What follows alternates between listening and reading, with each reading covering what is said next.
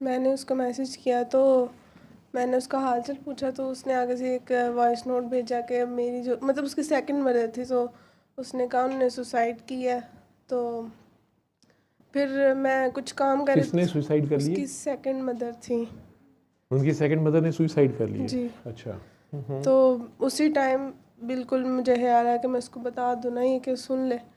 तो फिर मैं कुछ काम लगी, मैंने कहा चलो उसके बाद बताती हूँ। तो फिर मैंने उसको बताया काफ़ी डिटेल से। तो उसने मुझे बहुत लंबी डिटेल बताई। मतलब उसकी बहन का बेटा हुआ लेकिन उसकी भी डेथ हो गई। वो पुलिस स्टेशन में भी रहे कुछ दिन। उनके मायके वालों ने इन पे केस डाल दिया और ये 3 बहनें पुलिस स्टेशन में रहीं और उसके पापा भी। तो मैंने उसको बताया तो उसकी एक वो जो जिनकी उसकी अम्मी की डेथ हुई थी ना, जिन्होंने सुसाइड की, मैंने कहा मतलब क्यों की उन्होंने? वो कहती है मतलब कुछ दिन हो गए तो कुछ कुछ बात पे चिढ़ने लगती थी। तो उन्होंने हमें कहा था कि मैं ना मतलब अपने अम्मी वाली जो साइड है ना उनकी, वो उनसे खुश नहीं है। उन्होंने कहा था कि मतलब पहली जो उनकी अपनी अम्मी है उनकी वाली साइड, या ये जो नहीं, वो जो दूसरी अम्मी है? सेकंड, वो तो उनकी डेथ हो गई थी ना। जो सेकंड अम्मी जिन्होंने सुसाइड की है, जी जी। उनकी फैमिली इन लोगों से खुश नहीं है। क्यों खुश नहीं है? वो कहती है मतलब अगर इस घर में जो भी लड़ाई होती तो उन्हें उधर जाके तो बताना ही था ना, मतलब अपनी अम्मी को या भाई को। लेकिन वो उनकी सुनते नहीं थे, तो कभी नहीं उन्होंने उनकी बात सुनी। किन्होंने नहीं उनकी बात सुनी? उनकी अम्मी ने, इसकी मतलब नानों ने, इसकी अम्मी की अम्मी ने उनकी कभी बात नहीं वो सुनी। अपनी बेटी को कहती होंगी कि नहीं तुम उधर ही रहो और कोई बात नहीं, गुजारा करो। तो आखिर में उसने सुसाइड कर ली। अब वो लोग इनसे खुश नहीं है कि आप लोग हमारी बेटी को तंग करते थे। तो कुछ होता था तो वो जाके बताती होगी ना, और वो सुसाइड तक कर गई वो बेचारी।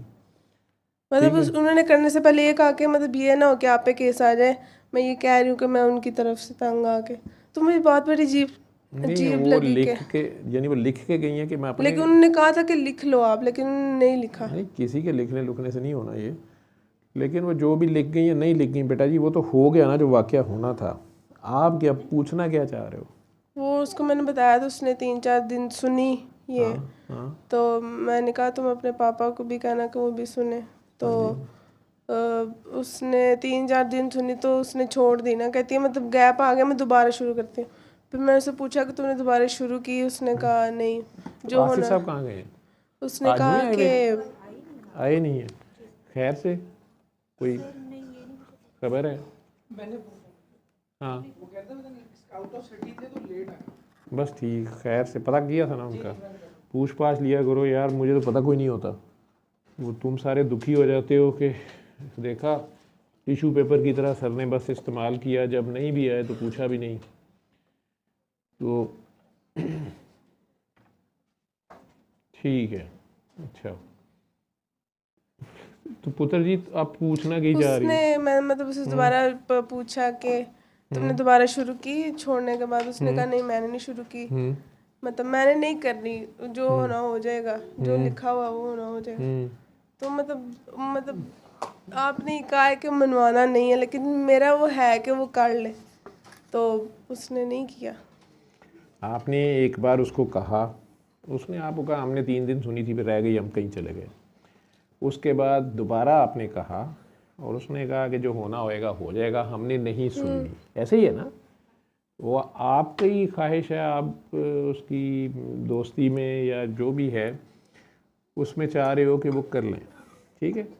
वो नहीं कर रहे तो ज़बरदस्ती नहीं है, आपने तो बता दिया है। अब उनके घर में मैसेज है, उन सब ने 3-4 दिन सुन भी ली है, लेकिन वो, उन सब ने नहीं, सिर्फ उस अकेली ने। चलो उसने सुनी है, या आपने तो उसे कहा था ना कि अबू भी सुने जी जी, उसके, और उन सारा लोगों ने। मैसेज दिया था ना। तो नहीं सुनी किसी ने, या वो नहीं सुन रहे, आपने बता दिया। इतनी सी उम्र में, छोटी सी उम्र में आपने बता दिया, आप सबने लगकर कर लिया, कोई रहता तो नहीं। तो वो नहीं मानती तो बस ठीक है, आपने बता दिया। अब आप कि फिर वही बात है कि नहीं मेरा दिल कर रहा है कि वो सुन ले, तो बस आपने बता दिया उसको, चुप कर लो। अब आप उस वक्त उसको कहना जब अगर वो खुद आपसे कहे कि तुम रहते हो, तुमने लंगर नहीं किया, तो हमें, अब वो अगर आपको कहे कि मेरी बड़ी तबीयत ख़राब है या मेरे घर वालों की ख़राब है,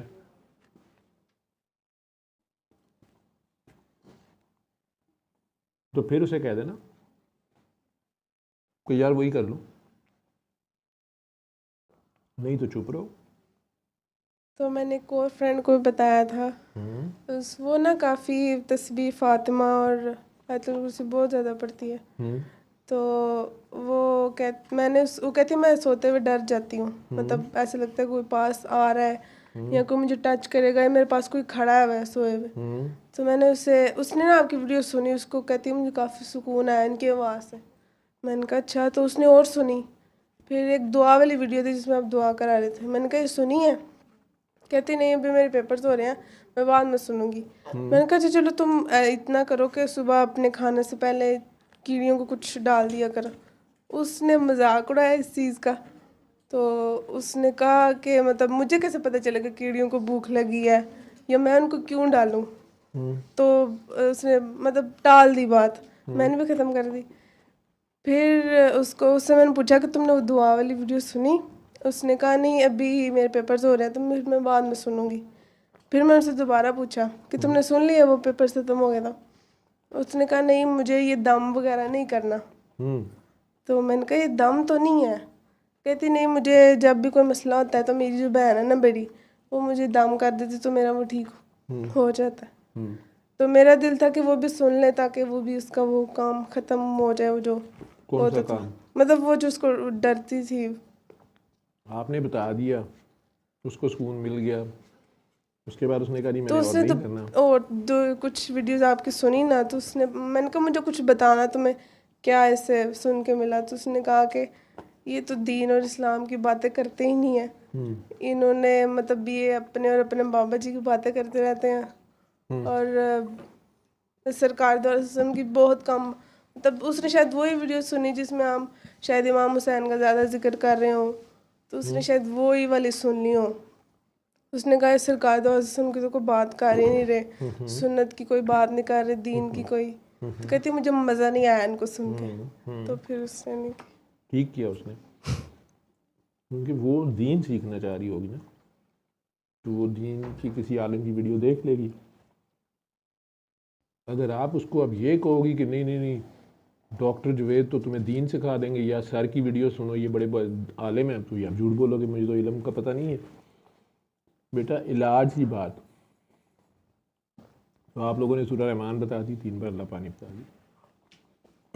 इवन कीड़ियों वाली बात भी जो आपने कही थी उसने आपका मजाक बना दिया।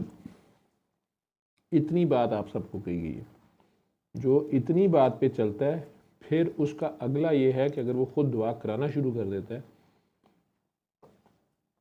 बाकी बातें उसे खुद ही पता चल जाएंगी। ठीक है, बस इतना आपने बताना है और 2 बार ही कहना है। 3 बार बोल दिया। जब तक अगला बंदा नहीं तो पीछे पीछे खुद ना आए कि अच्छा अब बताओ कैसे करना है, बात नहीं कहना उसको। और वो भी इलाज के तौर पे, दीन सिखाने सुकूने की नहीं बात करनी है हमने, दीन का तो हम पता नहीं, उसने खुद ही वीडियो सुनी, तो मैंने बोला चलो सुनने के बाद मुझे बताना। तो कहती है लेकिन इसमें तो कोई दीन के वगैरह की बात है ही नहीं। मैंने कहा अच्छा। वो दीन सीखना चाह रही थी ना, तो ठीक कह रही थी वो। ठीक है, और कौन था इधर? मैं तो शराब से आपको दो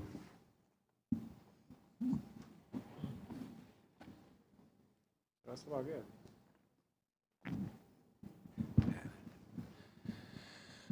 Sir, thank you very much. A couple of things. But pehle to thank you very much again for assigning some work to the ex-Don people, because whenever I'm just assigning them, so they came up with कि जी कितने पैसे मिलेंगे और ये तो मेरे standard का काम नहीं है. You know, like despite this fact कि मैं कहाँ से क्या काम लेके आऊँ, so I'm sure they don't gonna charge you for replying for those comments. So at least they'll be helping them out to be engaged somewhere. If they अगर उन्हें टाइम मिला तो इनके लेवल का काम हुआ। दूसरा सर ये कराची से 1-2 दिन के लिए नहीं आया? नहीं सर, मैं आया था because I engage some activities of interviews over here, तो वो मैंने थोड़ा सा फिर उसको यानी like engaging the person with an official, so like staying over here for a week. अभी तो नहीं रहना है? नहीं, I am just leaving tomorrow. कल शाम की वापस फ्लाइट से जा रहा हूँ। कल शाम, मंडे की शाम, नहीं संडे की शाम, संडे की शाम, जी जी जी, क्योंकि संडे तो आज हो गया, यानी आज शाम, अब प्रॉब्ली लेकिन शाम तक फिर भी काफ़ी रिस्क है, तेरी मरने की सलाह है, तू मतलब मैं I guess like staying over here throughout the whole night while not dropping her and then not going back, so probably like it'll be saving me. अच्छा सर, दूसरा ये कि like somebody was also sharing on the phone as well with you that वो जो किसी को दुआ कराते हैं तो उसका impact उन पे आता है, so it's more like energy, positive or negative they are getting. She gone through this a lot as well. Problem फिर मुझे होता है because I'm supposed to take care. नहीं करता तो फिर मुझे ताने मिलते हैं. And then she's not taking any pills. Like if I'm just suggesting her to take at least a Panadol, instead I am not allowed for that as well. So you know, I literally don't understand why a Panadol is supposed to get permission from you. लेकिन वो impact होता है, like you know, किसी को दुआ कराने के बाद वो जो एक फिजिकल मेंटल पेन और उसके aftermath in the body होती है, one can feel it out as well.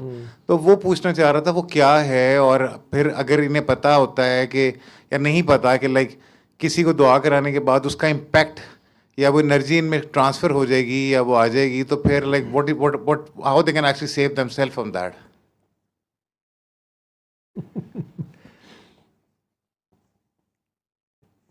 इसकी मरने की सलाह.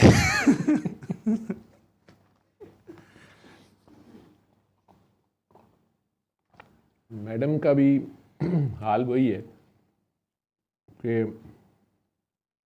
अंधा रेवड़ियाँ बांटता है तो वो अपने रिश्तेदारों में शुरू हो जाता है. तो इनकी सारी दुआएं जो हैं वो घर के इर्द गिर्द के रिश्तेदारों में खो जाती हैं. आगे भी सादात होते हैं, ठीक है, तो वो फिर या उस दिन ही या अगले दिन इन्हें वापस डोज दे देते हैं. और ये कई बार कस्में कुस्में अपने आप को डालती हैं कि अब ये बस आइंदा तो मैंने ये लेकिन फिर ये हमदर्द दुआ खाना है. कभी ये किसी बच्चे की बेबी सिटिंग करने चले जाती हैं, कभी किसी बूढ़े की या बुढ़िया की जो है आहें इन्हें तड़पा देती हैं. और बुढ़िया ठीक होते साथ ही इन्हें कहती है कि तुम्हें किसने बुलाया था, तुम्हें नहीं आना था. तो फिर दर्द बढ़ जाती है. पैनाडॉल मैंने नहीं मना की. इनका एक, आपको पता है, खुद एक सादात का तो वैसे ही, और इनका एक स्पिरिचुअल स्टेचर है.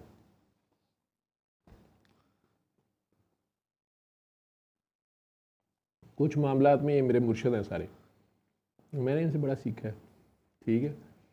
ये पैनाडॉल खाएं ना खाएं, मुझे इन लोगों में से कईयों की हालतें देख के पता चल जाता है कि ये वाली इस स्टेज पे अगर पैनाडॉल खा ली जाए ना तो ये अगली स्टेज नहीं आती, तो मैं तो खा लेता हूँ, ठीक है.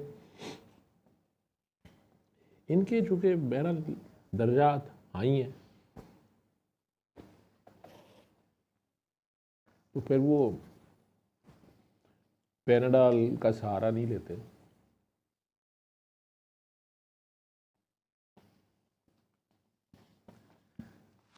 अल्लाह तवक्कल 7 दिन वो चार पे भी पड़े रहते हैं कि देखा हमने, हमारा तवक्कल चेक करो, हमने पैनाडॉल भी नहीं खाई. लेकिन उस दौरान घर वाले भूखे मर जाए, उनका भी तवक्कल चेक हो जाता है. तो कोई नहीं यार, अब तुम्हें वैसे भी ध्यान करना चाहिए. अब दूसरे शहर में है, पीछे एक किला इन्होंने संभाला हुआ है, तो आपको इनको हर बात पे शाबाशी देनी चाहिए. जी डन सर. अच्छा सर, वो you know, it was very inspiring. A lot of people are actually coming up and sharing their, बस वो जो भी इजाज साहब बात कर रहे थे, it was literally very inspiring. अच्छा, मैं दुआ नहीं करवा सकता because like, but whatever the portfolio I'm carrying, like on a lot of public forums, I came up with that how I cope up with anxiety, depression, everything. मेरा ख्याल है कि मैं कई मौक़ों पे जहाज़ रुकवाने की कंडीशन पे चले जाता था कि I got a sudden panic attacks over there in the plane as well. And now I'm traveling every week and, you know, that never happened. Or even दुआ के बाद भी, I was always carrying medicines in my bag as well, you know. कि अगर कुछ हो गया तो फिर मेरे पास कम से कम medicines तो है ना. And the things are not going in this way right now, so it's quite clear. तो वो मैं दुआ नहीं करवाता, But I started recommending the people, telling them, वरा ने मुझे मैसेजेस भेजे हुए हैं कि आपकी दुआ का तरीका है, सूरह रहमान का लिंक है, which I am just sharing with the people as well, कि भाई ये तरीका है, तुम इसके ज़रिए कर लेना। और जहाँ मैं समझता हूँ कि अगर कोई है तो मैं इमीडिएटली इसको रेफ़र कर देता हूँ कि यार ये तुम ज़रा फ़ोन पे दुआ करवा देना, ये हेल्प देम आउट। मैंने आपको बताया भी था, I can't name the person as well, कि I really wanted the person's wife particularly who's on that biggest portfolio, कि कहीं ना कहीं उसका इम्पैक्ट प्रॉब्ली बहुत लार्जर स्केल पे आएगा अगर इतने बड़े लेवल के बंदे या उनकी फैमिलीज जो है वो इसके अंदर एंगेज हो जाएंगी। But they refuse, the families are to some extent not agreed upon. वो फिर बड़ी तकलीफ होती है, अफसोस होता है कि यार like this is some sort of a remedy in front of them, and despite a number of efforts they are not taking it, and probably that could help us out, और मे बी हमें उसका खुद भी दुखी और तकलीफ ये होती है कि शायद हम एक वसीला बन सकते थे या बन रहे थे, और either we are getting the credit as well, or like we can do something for the system because we got recovered from a lot of things, probably हम उसका हिस्सा नहीं बन पा रहे। मगर आपने 2 दफ़ा का जिक्र किया, and if I'm not wrong it was earlier like 3 times, फिर भी शायद वो एग्रीड अपॉन नहीं होते। तो like what would be the solution for that, because एक गिल्ट आपको अपने अंदर फील हो रहा होता है कि they could be recovered, there is some sort of a solution in front of them, and they are meeting and mingling you every day, but they are not going through with this as well. उसको कैसे overcome करें? नहीं, आप honesty से एक बार या maximum 2 बार किसी को ऑफ़र करेंगे ये रेमेडी, ठीक है। जैसे हम डॉक्टर्स, पेशेंट हमारे पास आते हैं इमरजेंसी में, रोज़ाना ये केसेस होते हैं कि हमारे डॉक्टर्स उन्हें जूनियर्स बड़ा अच्छी तरह एक्सप्लेन कर देते हैं कि ये अपेंडिक्स है, इट्स अबाउट टू बस्ट और इसका ऑपरेट करना ज़रूरी है, या ये पित्ता है जी, ये बड़ी वर्स्ट कंडीशन में इस वक्त है, तो आप दाखिल हो जाए, तो ऑपरेशन करना पड़ेगा।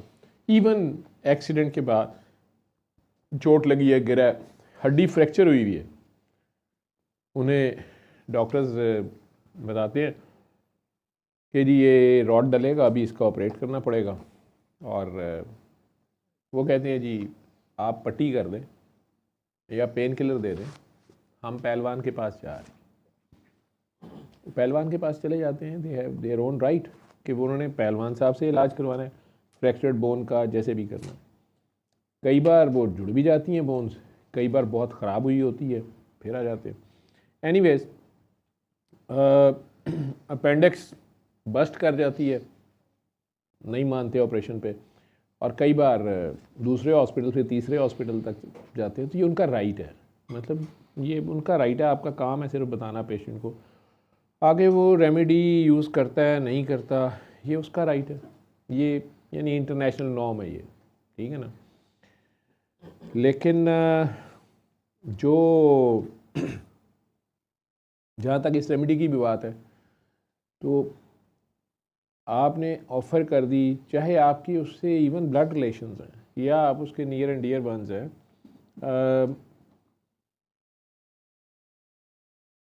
अब मेरे जो फैमिली है, ननिहाल, ददयाल, सबको ये पता है।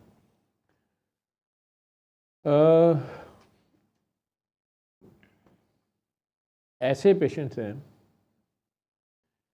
जिन्हें आप कहते हैं कट्टर वहाबी कह लेते हैं, कुछ ऐसे इंसान जिन्होंने सारी ज़िंदगी एक स्कूल ऑफ थॉट पे ज़िंदगी गुजारी और कहा कि हमने नहीं जाना या नहीं करना, ये करना वो करना, और उसके साथ दूसरे दोस्त भी उसके या फैमिली के मेंबर्स या सारे ऐसे लोग भी हैं। अब उस बंदे का पता चलता है कि वो एक टर्मिनल सिकनेस में चला गया, डॉक्टर जवाब दे देता है ऑक्सीजन लगी है, ठीक है, फिर उसका फ़ोन आता है, हमारे घर भी आता है, जो कि रिलेटिव्स तो हैं, उनका फ़ोन आता है जी कि मैंने सबको खुदा हाफिज़ कहना था, क्योंकि अब कोई पता नहीं 1 दिन है, 2 दिन है, 4 दिन है, तो एक सांस उसकी फ़ोन पे पता चल रहा है उस बेचारे से बात नहीं हो रही, तो वो अल्लाह हाफिज़ कर रहा है। उसको मेरा पता है ना मैंने क्या रेमेडी कहनी है, और उसकी जिस बीमारी को वो अब सफ़र कर रहा है, जब वो 20 साल पहले उसको ये बीमारी शुरू हुई थी, तो उसको लाहौर के सबसे बड़े डॉक्टर के पास मैं ही लेके गया था कि आपकी ये बीमारी ये नहीं है जो आप समझ रहे हैं, आपको ये है, और आपने कहते हैं कि स्पेशलिस्ट को ही दिखाना है, तो मैं इस चीज़ के जो बेस्ट स्पेशलिस्ट है आप उन्हें दिखा लें।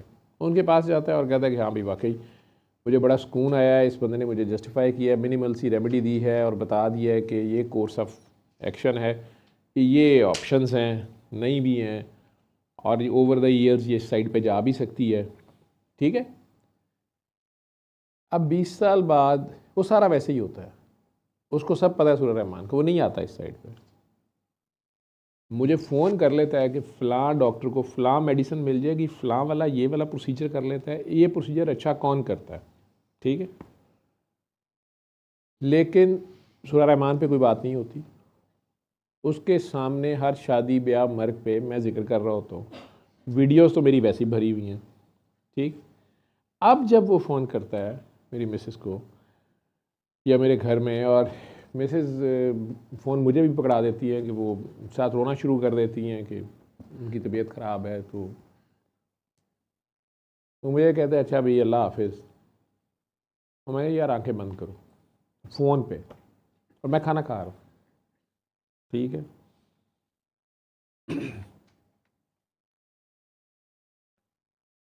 उसकी मेहरबानी उसने कर ली, उसने उस वक़्त आर्ग्यू नहीं किया, ऑक्सीजन उसको लगी हुई है, और बात करते हुए बेचारा पास ले रहा है, वो कह रहा है कि 15 लीटर से अब ऊपर जो है ना वो ऑक्सीजन है, सिलेंडर जल्दी ख़त्म होता है, तो इस स्पीड पे ऑक्सीजन देनी पड़ रही है, फिर भी सैचुरेशन इतनी है, सांस ऐसे है वैसे। हम उसे वैनिशिंग लंग डिजीज़ बोलते हैं आम लोगों के, लंग्स आहिस्ता आहिस्ता आहिस्ता आहिस्ता आहिस्ता फाइब्रोज हो जाते हैं, ख़त्म हो जाते हैं, वो है टर्मिनल स्टेज। उसको मैं अली हक कराता हूँ फ़ोन। अब वो वहाबी माइंड का बंदा आगे से ये कह सकता है कि यार ये अली हक मैंने नहीं करना, लेकिन मैंने उसे बता दिया कि यार ये अल्लाह का नाम समझ के तुम करो, अल्लाह का नाम भी अली है। उसने एग्री कर लिया, वो कर रहा है। तो मैं खाना खाता हूँ, खाना खाने के दौरान मैंने कहा तुझे आंखें खोल दें, वो आंखें खोलते हैं, मैंने कहता हूँ अब दोबारा फिर करें, वो दोबारा कर लेता है, 2 बार दुआ करा दी उसको मैंने। उसके बाद मैं उससे कोई पूछ नहीं रहा, मैं उससे कह रहा हूँ कि आपने हर रात में ये 5 बार कहना है, सो जाना है, और दुआ मैंने वैसे ही कराई है कि आप माफ़ करें सबको। ठीक है, और मुझे पता है कि उसने माफ़ कर दिया। फ़ोन ही ये कर रहा था सारों को कि यार अगर किसी के लिए कोई मसला है, अब मैंने उसे सिर्फ इशारे में हिंट दिया कि तुम फ़लाँ बंदे को माफ़ नहीं कर रहे, इशारे में हिंट दिया, और तुम दोनों का कसूर भी कोई नहीं, बस आपस में तुम्हारी ज़िद है, तो दिल साफ़ करो। कर लिया उसने शायद।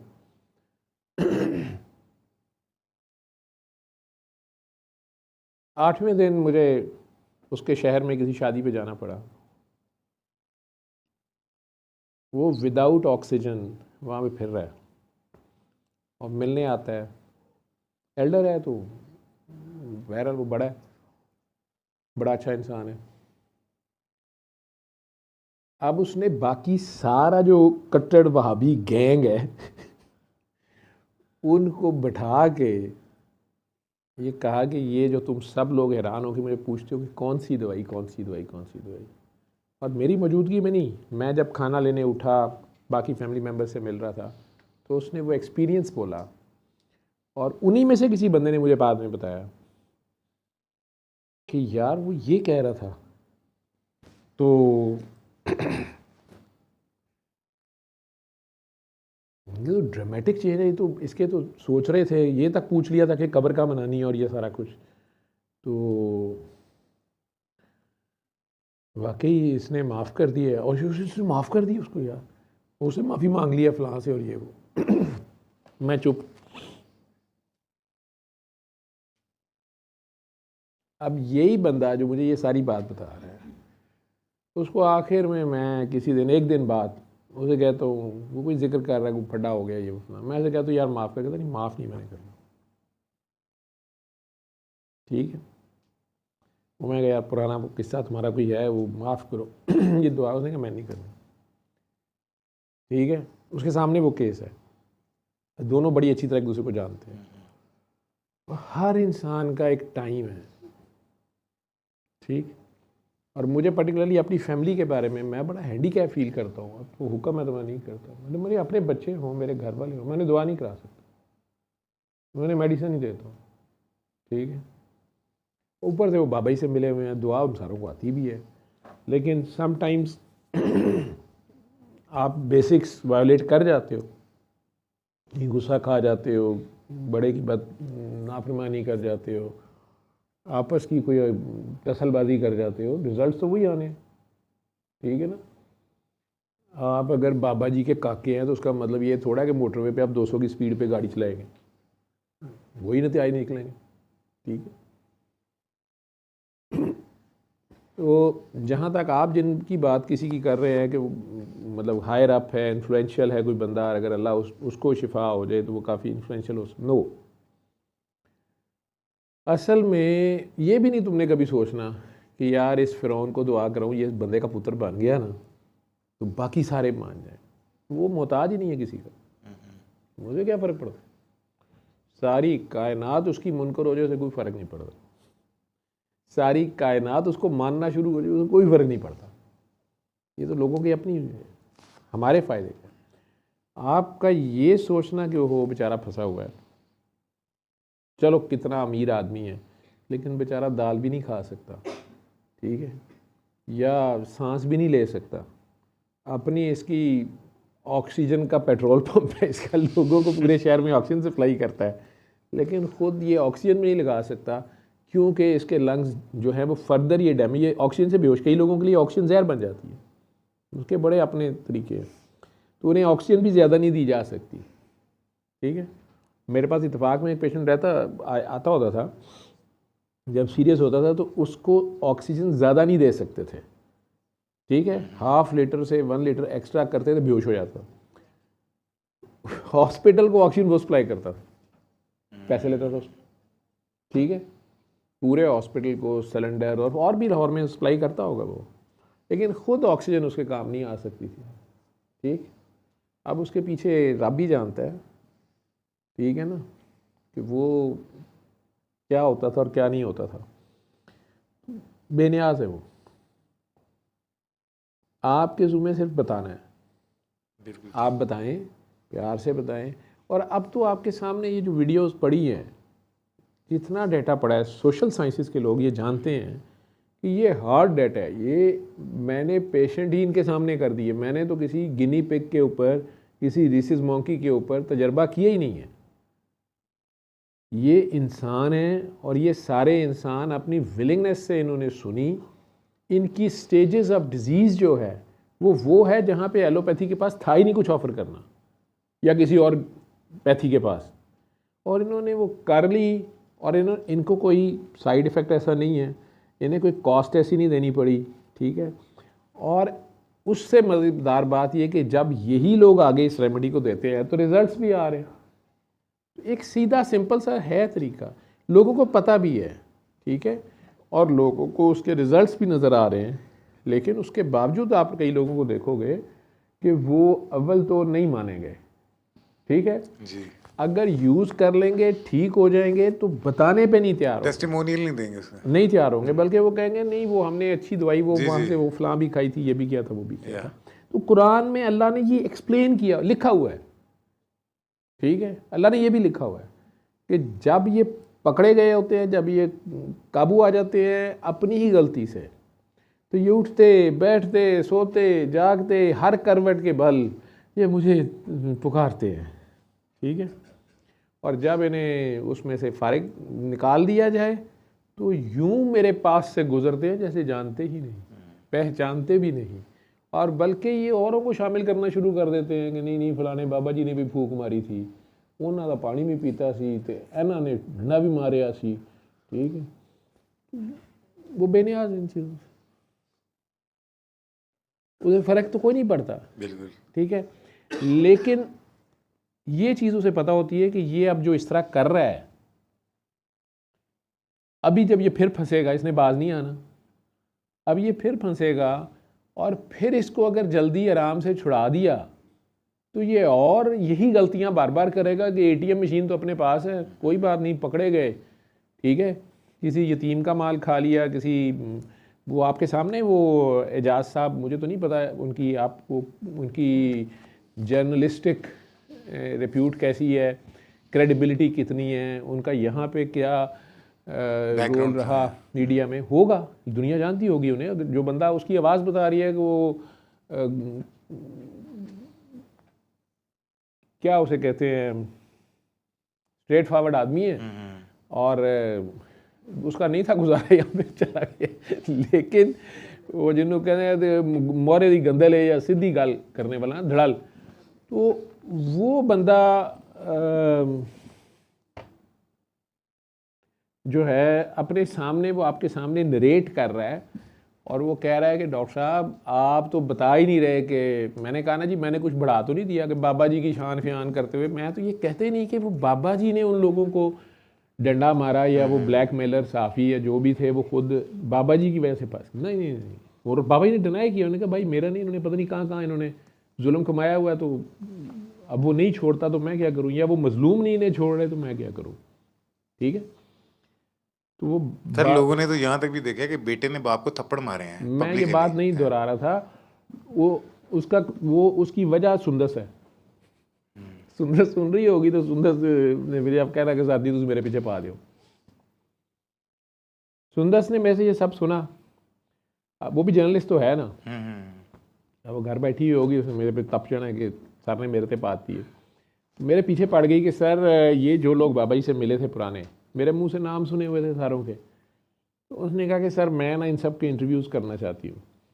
मैं क्या कर लो, मैं कहती मैं देखना चाहती हूँ कि इन्हें कितनी क्या इन पे इम्पैक्ट आया या इनका अब क्या पॉइंट ऑफ व्यू है जब इतना कुछ हो गया सारा। उसने इंसाफ का भी इंटरव्यू कर दिया। इंटरव्यू करने के बाद उसने बड़ी देर वो इंटरव्यू मुझे नहीं दिया, लगाने नहीं दिया। उसने कहा कि सर वो बंदा तो बड़ा अजीब बोल रहा था और उसने उसमें बाबा जी को गाली दे दिया, तो मैंने तो नहीं लगाना।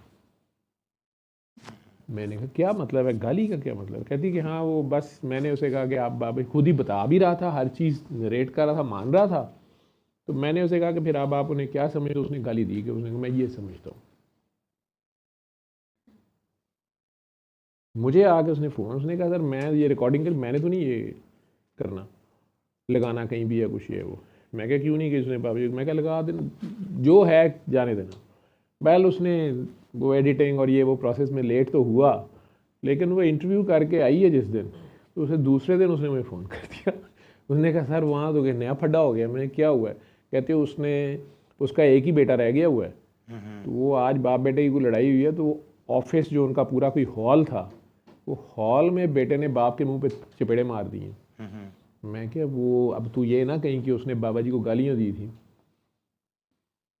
उल्लू का पट्ठा कहा था उसने, ठीक है, तो उसके पट्टे ने उसको बता दिया कि वो कौन है।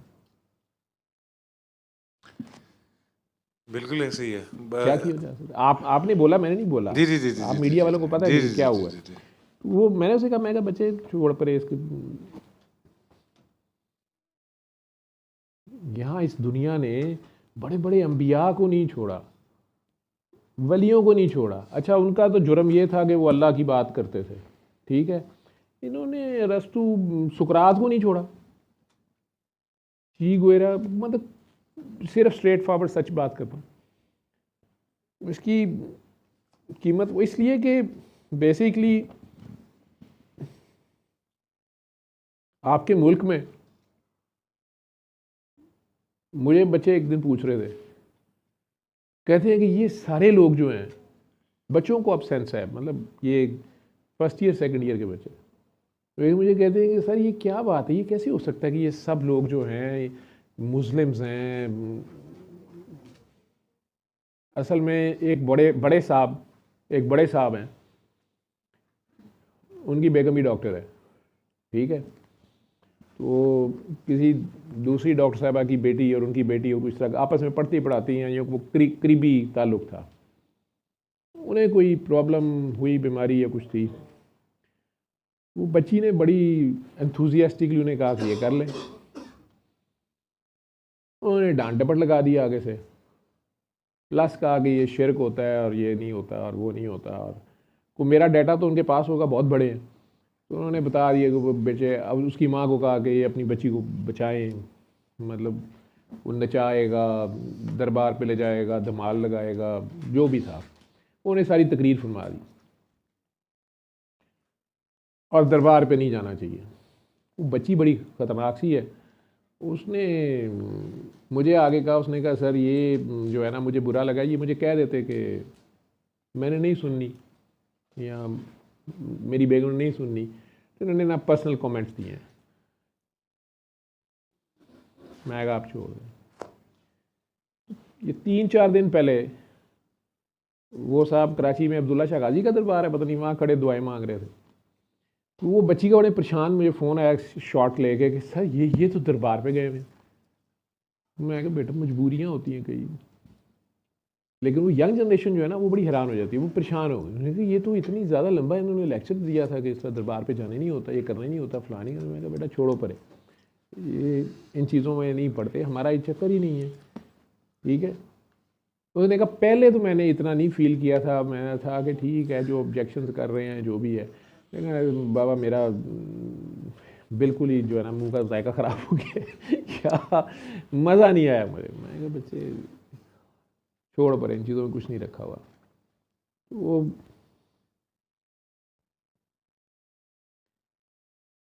ये हदायत का दरवाज़ा वो खुद खोलता है। इसी तरह हक़ और सच की पहचान अगर वो चाहे तो किसी को होने देता है, जब तक वो नहीं चाहे आप जो मर्ज़ी करते रहें। हाँ सर, लेकिन मेरा ख्याल है कि लोग जो अपने टेस्टिमोनियल शेयर करते हैं या जो अपना तरीका बताते हैं, पर्टिकुलरली जिस तरह वो literally it was very inspiring the way Ejaz was telling everything, and then in the last session I guess there was a kaki from Karachi, like जो शायद हाई फाई क्लास को pretending to be actually a psychologist or something, you know, like the way she was just grabbing हाँ नहीं वो वहाँ से yeah जी तो आई थी। वो जिस तरह भी उनको engage करते हैं and then coming up, you know, while telling them about particularly आखिर में तो वो अल्लाह का नाम ही और वो रेमेडी बता रहे हैं, so publicly उसको किसी भी स्टेज पे ऑन करना। Recently the World Mental Day went on, so I was on a stage with somebody sharing, there was a you know, very renowned psychiatrists and psychologists were there. So when I just gone through and shared my experience, a lot of people, you know, putting a lot of questions into this as well, like the psychologists and psychiatrists, they were denying about that, but again I just shared this is what, like, I was not believing as well, but I gone through this as well. I went through that Surah Rahman and I got recovered, and I was on a quite a heavy pills over there. पहले तो वो shocking होता है कि how he is publicly admitting it, and then when he is publicly admitting it that what process I gone through, and then recovered with that Surah Rahman therapy is something more shocking for them as well. So psychologists, psychiatrists are quite in a denial mode for that as well. Again, वो coming back to the portfolios पे वो फिर directly hit भी नहीं कर सकते कि कहीं ना कहीं I'm sort of a useful for them as well. लेकिन वो ये है कि जिस तरह से वो you know, फिर वो they're going to take you out from the circle as well. They will not further give you a chances कि आप कहीं आगे, वो समझते हैं कि आप उनके प्रोग्राम को ख़राब कर रहे हैं फिर ना, because they are coming up with some other sciences which they are talking out and you are quite a test case for them. और फिर वो वहाँ पे उसको कहते हैं कि नहीं ये तो फिर स्पिरिचुअलिज्म, रिलीजन और इन चीज़ों की रिकवरी और रेमेडीज़ की बात कर रहे हैं, तो वो नहीं है. A couple of weeks back there is an organization of Malaysia, so I was in touch with them, named Dr. Sekhar, and he's the guy from India जिसने probably शायद इंडियन पुलिस के ऊपर बहुत ज़्यादा काम किया है उनकी मेंटल वेलबींग के ऊपर. And he was just coming up and shared some of his you know, figures with me, and I was surprised कि उसको भी थोड़ा बहुत idea था about the sound therapy, so they were just coming up and I was sharing like my side of that story because हम जब camps लगाते हैं तो we were surprised कि हर दूसरा बंदा psychologist, psychiatrist के पास जाता है. तो वो it's quite an alarming figure because before when I gone through this as well मुझे idea नहीं था. मगर अब जब मैं उन्हें देखता हूँ तो मुझे रियलाइज़ होता है कि हाँ whatever the circumstances they are going through, they वो वहाँ से जा रहे हैं. तो लेकिन अगेन यू नो वो जो आपने जिस तरह बात की ना कि एक डिनाइल का एलिमेंट है, अगर कोई रिकवर भी कर रहा है तो बदकिस्मती कहूँगा कि वो फिर उसके टेस्टिमोनियल देने पे तैयार नहीं है. And this is what we gone through. like you know, a friend's mother was quite actually going through some serious illness. Doctor suggested the operation, वरा ने दुआ कराई, and then she got recovered, but later on said कि नहीं वो तो मेरे ख्याल है शायद सोने की वजह से या रेस्ट करने की वजह से या something like that. So you know we requested them to come up with a testimonial as well because such a good case, but they never came up with this as well. So ये वाले elements हैं कि एक denial वाला element है, और मेरा ख्याल है कि शायद अल्लाह नहीं चाहता उन्हें हदायत देना कि उनके आगे एक बहुत ओपन ऑप्शंस होती हैं, they are not admitting it. नहीं, अल्लाह नहीं चाहता नहीं, ये बात है. अल्लाह के क्राइटेरियाज जो हैं उसकी एक थ्रेशोल्ड उसने रखी है ना, कि जिन लोगों के ऊपर उसने हदायत के या ख़ास लेवल्स को खोला, उन लोगों के सेक्रीफाइसेस अल्लाह के लिए या इस पाथवे के ऊपर वो और हैं, और कुछ लोग जो हैं वो मुफ्त की खा के भी नहीं मान रहे. तो दोनों बराबर नहीं हो सकते ना, दोनों को बराबर नहीं करेगा. तो वो दूसरे बंदे को छोड़ता वो किसी को नहीं है, ये भी मैं आपको बता दूँ. ठीक है, उन्होंने शैतान को अभी तक चांस दिया हुआ है. ठीक, फ़िरौन को कितनी देर उसने रखा है. वो छोड़ता नहीं है, डिस्कार्ड नहीं करता, लेकिन हर एक का एक टाइम है. उस टाइम तक जब तक उसको रगड़ा नहीं लगता, ठीक है, वो चलता रहता है. ठीक है, हम जैसे जल्दी फेडअप भी हो जाते हैं, गुस्सा भी खा जाते हैं, तो यार इसका वो फ़लाँ काम हुआ भी है या इसने अपने सामने ये देखा भी है और ये फिर ऐसे कर रहा है. हम इंसान हैं और हमारी इतनी ही कैपेसिटी है. वो रब्बुल आलमीन है, वो इन चीज़ों से वैसे ही फारेगा, बेनियाज है. वो तो इस चीज़ का भी मुताज नहीं है कोई सूरह रहमान सुने. जिन लोगों को वो औलादें भी दे रहा है, हुक्मरानियाँ भी दे रहा है, सारा कुछ दे रहा है, उनमें से बहुत से उसके बारे में सोचते तक नहीं, जानते तक नहीं है उसको, मानते तक नहीं है उसको. उन पे तो नहीं ऑक्सीजन बंद कर रहा. वो जो मशहूर वाक़या है सैयदना इब्राहीम अलैहिस्सलाम वाला, मौला हसन का सुनते हैं ना, उनके वो बड़े सखी भी थे, लेकिन बेसिकली उनका दस्तरखान बड़ा वसी था. उनकी में वो अकेले खाना नहीं खाते थे. तो मैं जब हिस्ट्री देखता हूँ तो मुझे लगता है कि ये सैयदना इब्राहीम की अदा उनमें ये थी ज़्यादा. तो सैयदना इब्राहीम खाली अकेले बैठे खाना नहीं खाते थे, किसी ना किसी को शामिल कर लेते. ठीक, तो एक दिन वो इसी तरह खाना खाने लगे, कोई भी नहीं था. तो एक आदमी गुजर रहा था, उन्हें पता था एथेस्ट है, ये नहीं मानता, लेकिन उन्होंने कहा यार खाना खा लो. वो आके बैठ गया. तो उसको उन्होंने कहा कि बिस्मिल्लाह रहमान रहीम. जब उनके दौर में जिस तरीके से बात करके अल्लाह का नाम लो, उसका शुक्र अदा करो कि खाना खाने लगे हैं. उस बंदे ने कहा कि भाई मैंने नहीं खाना खाना, इस तो मैंने नहीं पढ़नी, या मैं क्यों ये दुआ करूँ, या मैं तो मानता ही नहीं उसको, मैं नहीं खानी. तो उन्होंने उसने कहा फिर उठ जाओ मेरे यहाँ से.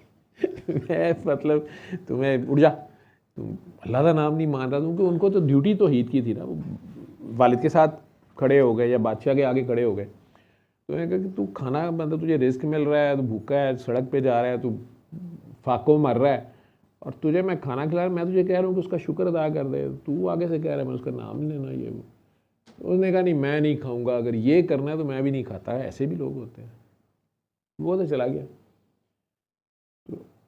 मूसा इब्राहीम अलैहिस्सलाम को लगा जैसे कि मतलब अल्लाह मियों को ये बात पसंद नहीं. बातचीत तो उनकी अल्लाह ताला से थी ना, तो अल्लाह से बात हुई उनकी. तो उन्होंने कहा अल्लाह जी मुझे लगता है कि आपको पसंद नहीं आया मेरा उसको भेजना, या मतलब उन्होंने तो उनकी गैरत खा के मेरे अल्लाह की, मतलब ये अल्लाह की भी थैंक यू नहीं कर रहा है, मैं खाना खिला रहा हूँ इसको, या उसका नाम लेने पे तैयार नहीं. तो उन्होंने तो अपनी जगह एक्शन लिया, लेकिन लगा कि अल्लाह मियाँ वो ठीक नहीं शायद ये बात लगी है, क्यों परेशान हो के उन्हें बात की होगी या जो भी. तो अल्लाह ने उन्हें कहा कि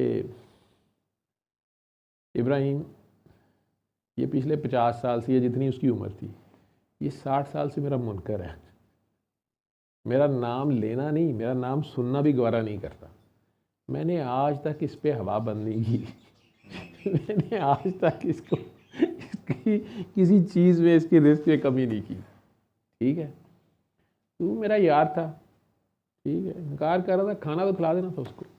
ठीक है, मैंने नहीं इसके रिस्क में कमी की. बाकी इसने खुद अपने को पंगे जो लिए हुए हैं, तो इसके खुद से वो चीज़ें कम ज़्यादा हैं, जो भी है इस दुनिया में जो रहने के असूल हैं उसमें ये कर रहा है, तो खुद से ही अपने लॉस कर रहा है. वो एक अलग कहानी है जो लॉज में नहीं है.